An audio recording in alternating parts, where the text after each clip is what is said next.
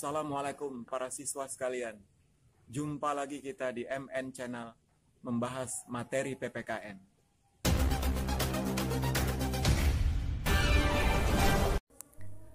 Para siswa sekalian, materi kita kali ini adalah materi bab 2, yaitu menumbuhkan kesadaran terhadap Undang-Undang Dasar Negara Republik Indonesia tahun 1945. Ini adalah kompetensi inti dari materi bab 2 ini. Dan ini adalah kompetensi dasar yang harus kalian capai dalam pembelajaran bab 2 ini.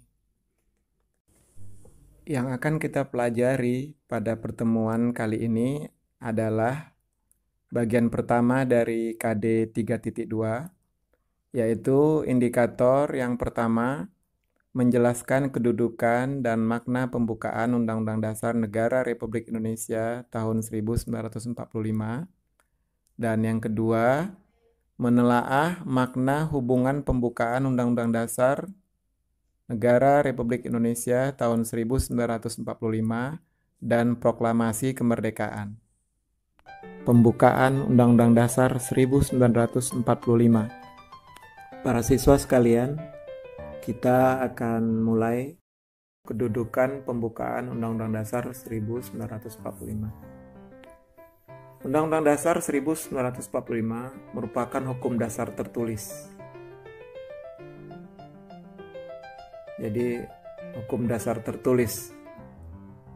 Karena ada hukum dasar tidak tertulis yang kita sebut dengan istilah apa? Konvensi.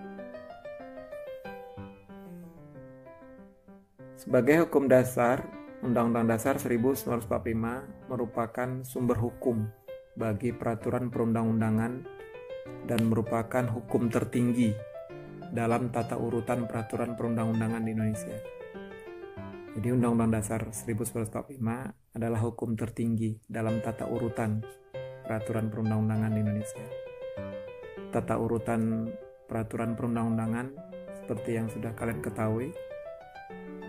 Jadi yang paling atas itu adalah Undang-Undang Dasar 1945. Kemudian di bawahnya ada TAP MPR.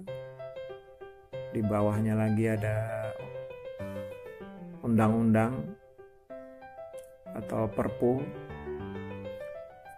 Kemudian di bawahnya lagi ada Peraturan Pemerintah.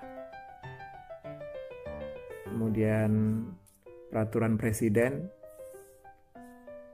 Kemudian peraturan daerah.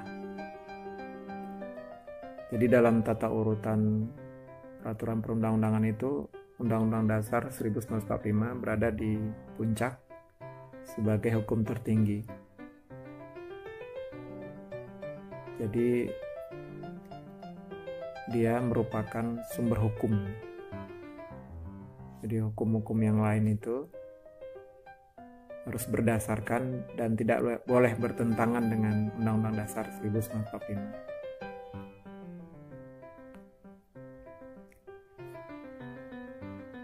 Sistematika Undang-Undang Dasar 1945 pada awalnya, sebelum perubahan atau sebelum amandemen, terdiri dari pembukaan, batang tubuh atau pasal-pasal, dan penjelasan. Kemudian setelah mengalami 4 kali perubahan, Undang-Undang Dasar 1945 sistematikanya menjadi 2, yaitu pembukaan dan pasal-pasal. Jadi tidak ada penjelasannya lagi. Pembukaan dan pasal-pasal Undang-Undang Dasar 1945 merupakan 2 bagian yang tidak terpisahkan. Namun keduanya memiliki kedudukan yang berbeda. Pembukaan lebih tinggi dari pasal-pasalnya, karena pembukaan memuat pokok kaidah negara yang fundamental. Jadi pembukaan lebih tinggi kedudukannya daripada pasal-pasalnya. Kenapa?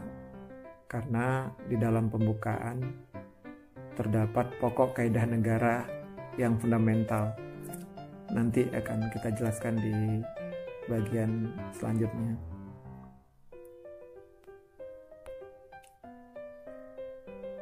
Sekarang kita lihat hubungan pembukaan Undang-Undang Dasar dengan proklamasi kemerdekaan. Jadi ada hubungan antara pembukaan Undang-Undang Dasar dengan proklamasi kemerdekaan.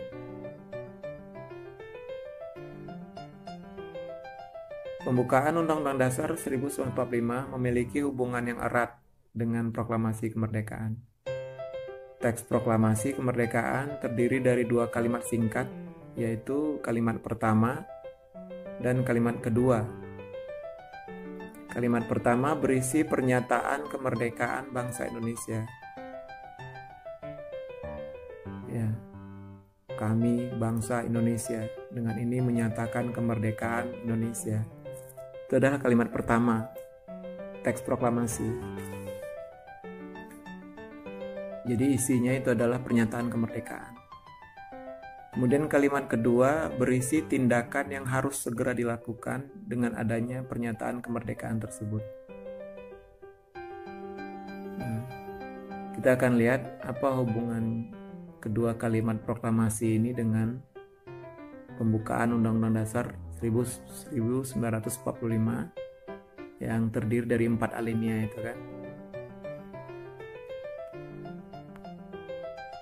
Kita lihat kedua kalimat teks proklamasi tersebut diuraikan secara terperinci oleh pembukaan Undang-Undang Dasar 1945. Jadi teks proklamasi yang singkat itu, yang hanya terdiri dari dua kalimat itu, diuraikan secara terperinci oleh pembukaan. Nah, kalian lihat kalimat pertama proklamasi bunyinya kan, kami bangsa Indonesia dengan ini menyatakan kemerdekaan Indonesia. Begitu singkat kan? Nah, itu diuraikan secara lebih jelas oleh pembukaan lewat alinea pertama, kedua, dan ketiga. Alinea pertama menjelaskan bahwa kemerdekaan adalah hak segala bangsa. Kemudian diperjelas lagi oleh alinea kedua, pembukaan, bahwa dengan kemerdekaan itu perjuangan bangsa Indonesia telah sampai pada saat yang menentukan. Dan kemudian dipertegas lagi oleh alinea ketiga, pembukaan, bahwa kemerdekaan itu adalah rahmat Allah yang Maha Kuasa, selain karena didorongkan oleh keinginan luhur bangsa Indonesia. Jadi kalian lihat hubungan antara kalimat proklamasi dengan alinea pertama, kedua, dan ketiga pembukaan Undang-Undang Dasar 1945. Jadi kalimat proklamasi yang singkat itu, kami bangsa Indonesia dengan ini menyatakan kemerdekaan Indonesia, itu diuraikan oleh alinea pertama, kedua, dan ketiga pembukaan Undang-Undang Dasar 1945. Jadi itu hubungannya.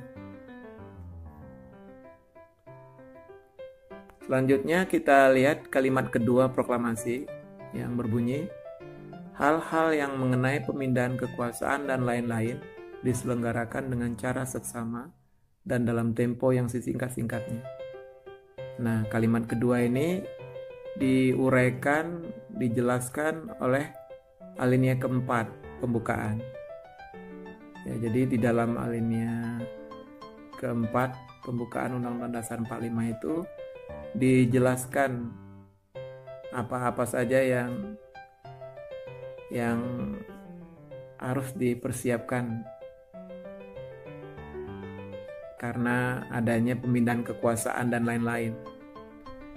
Nah, kalau kita lihat alinea keempat itu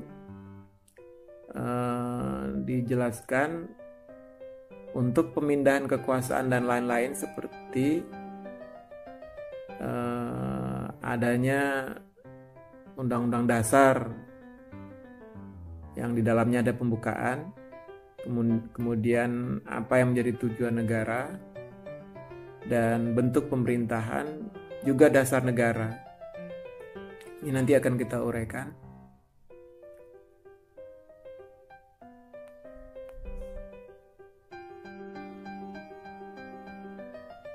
Pembukaan Undang-Undang Dasar 1945 dan Proklamasi Kemerdekaan merupakan satu kesatuan yang bulat. Makna yang terkandung dalam pembukaan Undang-Undang Dasar merupakan amanat dari proklamasi.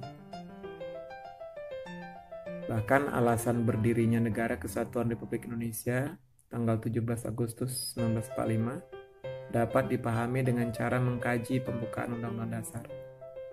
Oleh sebab itu, mengubah pembukaan Undang-Undang Dasar pada hakikatnya adalah membubarkan Negara Kesatuan Republik Indonesia yang diproklamasikan 17 Agustus 1945. Para siswa sekalian, demikianlah ulasan materi bab 2 tentang Undang-Undang Dasar 1945 dan pembukaannya. Selanjutnya, untuk memperkuat pemahaman kalian tentang materi tersebut, juga untuk persiapan penilaian harian bab 2 minggu depan, kerjakan latihan soal berikut ini dan kirimkan foto jawabannya ke Google Classroom. Semoga bermanfaat. Sampai jumpa lagi di video-video selanjutnya. Terima kasih. Tetap semangat. Assalamualaikum.